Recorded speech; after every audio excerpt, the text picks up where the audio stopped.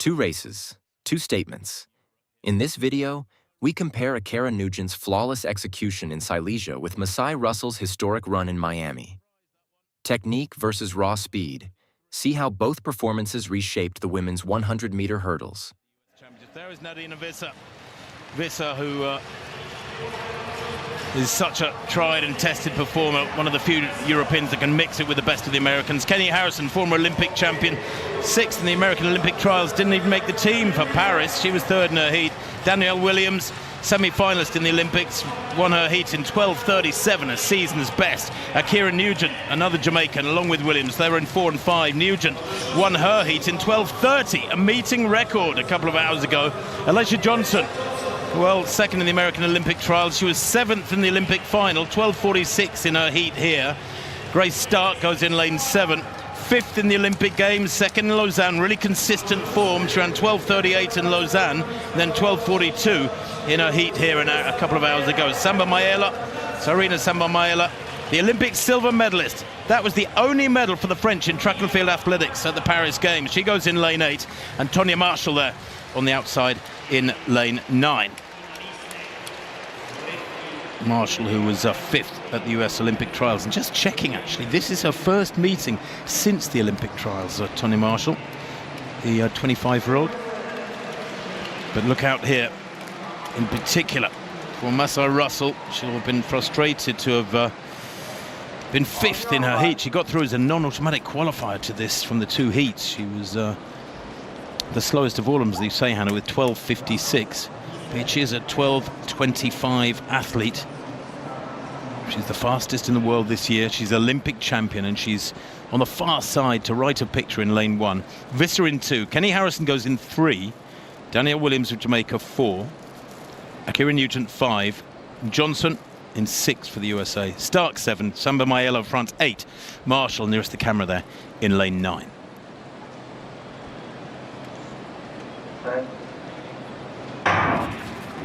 Little twitch there, I thought, from Nugent in lane 5, but they're away well. There's not a lot in it at the moment. Going really well, though, is Nugent in 5. She's gradually forging her way into the lead here. Nugent, if she can hold it together these last couple of flights, and she does, wins it by the best fat end of a metre there. 12:27. Oh, my word. She's getting quicker. That is a new lifetime best. And 12:27, that puts her right up there in the top 10 all time. There's only a handful of women have gone quicker than that in history. And just looking for the wind reading on that one. And 12:27, the wind was up to 1.9 earlier on. Minus 0.5, wow. Turn that around, make it a little bit stronger. They don't want too strong a wind behind them, though, because it blows them into the barriers and upsets their stride pattern. And actually, if you're very, very fast over the barriers and in between the barriers, then maybe a little bit of a headwind is a good thing. It sort of holds you back a little bit from messing up your stride pattern. But 12:37. I thought 12:27 came up initially. I think Nugent maybe hasn't got a timing chip on, because they're showing Grace Stark as the winner, and she was second. Yeah, I was just trying to. Thought I was going mad. I'm really impressed by Nugent. We watched the heats earlier on, which she looked great, so it's no surprise she's running fast. But after that heat, she limped off. She had to take her shoes off straight away. She looked in a lot of pain. I was doubting whether we'd even see the Jamaican back out here in the final, and she's proved me wrong. She's come back and run even faster. It's a wonderful race from Nugent against a high-quality field. Well, Ackera Nugent then, a meeting record in her heat, and improves it in the final.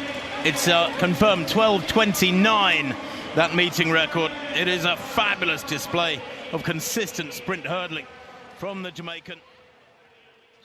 Jones is there, Sonia. Phenomenal in Jamaica. She was a late add to the race, and she was a surprise winner there. She trains with Gabby Thomas and just looked really good in Kingston. Maribel Caicedo, the South American record holder from Ecuador, is in the race. Very international feel to all of these fields that they've put together in there. Silesia Johnson came through, had a great race last year and made her way to Paris after a great run in the Olympic trials. She's got a PR of 12:31, and then the Olympic champion Masai Russell. Man, she's had a great year. Her first year, she was Olympic champion. Her first year pro. She won in Drake last week, had a good indoor season. I am excited to see what she will do here. She will surprise you. Lane 5 is going to be open. That's where Samba Mayela was supposed to be, the Olympic silver medalist. She's gone. Ackera Nugent, fine Jamaica hurdler, another one of those Arkansas Razorbacks. And I think spent a year at Baylor as well, if I'm not mistaken. She's run 12:24, so she was in the Paris final.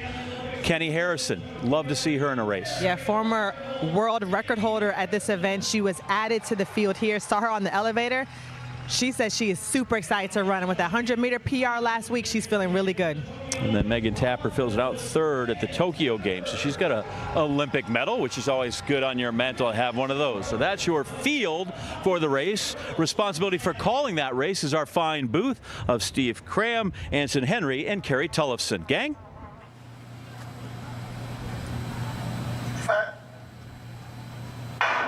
Well, there was a little twitch there from Russell, but they're away cleanly. Tia Jones going well over in lane 1 as well, but it's Russell in the middle, and Jones perhaps just has the lead here. It's going to be very, very tight on the line. Very tight indeed. That's perhaps Russell just getting it.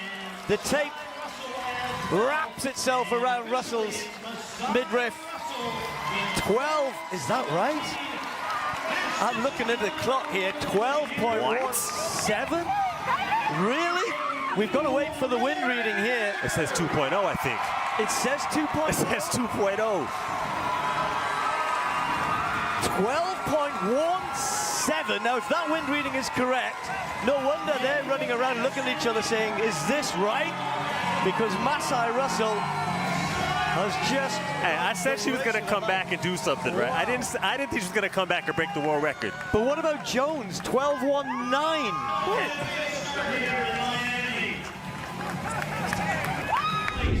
Okay, so what a way to start. That's we talk about racing and bringing your A game. You're the Olympic champion. You well, not at your best in the first Grand Slam. And Tia Jones, just phenomenal. Nugent, 12:34 in third, and was a long way back. You want to know something? With Samba Mayela out of the race, I think a lot of the women kind of calmed down a little bit. Really, it was tough luck for her, but usually athletes are like, well, you know, it's one less person I got to worry about. And I was a silver medalist at the Olympics, but Masai Russell coming through with 12:17. I'm still processing this. Yeah, man. I don't really know what's happening right now, you look down the list. I mean, that's an American record for Masai Russell. Tia Jones is, you know, just run something that I don't think she could have dreamed of running, 12:19. Even Kendra Harrison, 12:40 in fourth place. Oh, and that was without Samba Mayela, who sadly had to pull out. There, the result, the points as well, 12 to... The women's 100-meter hurdles in 2024 and 2025 delivered two unforgettable performances that, when placed side by side, reveal not just elite sprint hurdling at its finest, but also a compelling contrast in dominance, execution, and competitive context. The races led by Ackera Nugent in Silesia and Masai Russell in Miami represent two different expressions of excellence in one of track and field's most technically demanding events. At the 2024 Silesia Diamond League, Nugent's performance was defined by precision and control under pressure. Facing a loaded field that included Nadine Visser, Kendra Harrison, Danielle Williams, and a highly anticipated challenge from Russell herself, Nugent executed one of the cleanest races of her career.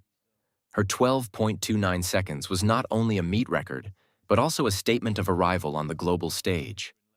What made Nugent's run so impressive was her technical consistency. From the first hurdle to the last, her rhythm remained uninterrupted.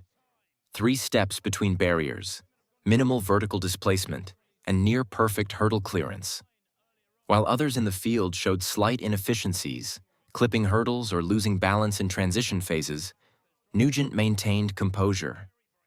Even Russell, who entered as the season leader, struggled earlier in the rounds and could not impose herself in the final. Nugent, by contrast, built her race on execution rather than raw aggression, and that distinction proved decisive. In Miami 2025, however, the narrative shifted dramatically. Masai Russell returned not as a contender, but as the central force of the race. Her 12.17 seconds was more than just a victory. It was a historic performance, placing her second on the all-time list behind Toby Amusan. Unlike the Silesia race, where multiple athletes remained in contention deep into the final, Russell's performance in Miami created immediate separation. From the gun, Russell displayed explosive acceleration, attacking the first hurdle with intent and establishing a lead within the opening phases. Her race was built on controlled aggression, each stride powerful yet efficient, each hurdle clearance sharp and direct. Athletes like Tia Jones, Kendra Harrison, and Megan Tapper were left reacting rather than competing. By the halfway point, the race had effectively been decided. Comparing these two performances highlights an essential duality in the 100-meter hurdles. Nugent's victory in Silesia emphasized technical mastery and race management. She did not overwhelm the field with sheer speed alone, but instead capitalized on flawless execution, allowing her to outperform athletes with comparable or even superior raw speed. It was a race won through discipline, timing, and efficiency. Russell's Miami performance, on the other hand, represented the upper limits of speed and power in the event. Her technique was equally refined, but what separated her was the intensity of her phases, particularly her start and drive into the first hurdle. Where Nugent controlled the race, Russell dominated it. The gap she created was not the result of others making mistakes, but of her operating on a level that few athletes in history have reached. Another key difference lies in psychological momentum. In Silesia, Nugent seized an opportunity, rising above a competitive field to announce herself. In Miami, Russell reclaimed authority, transforming previous setbacks into motivation and delivering a performance that redefined expectations for the season. Together, these races encapsulate the evolving landscape of women's sprint hurdling. One showcases the emergence of a new star built on precision and composure. The other demonstrates the peak of athletic capability, where speed, strength, and technique converge at near-historic levels. Both performances, in their own way, push the boundaries of what is possible and set the stage for an era where the margins between victory and history continue to shrink.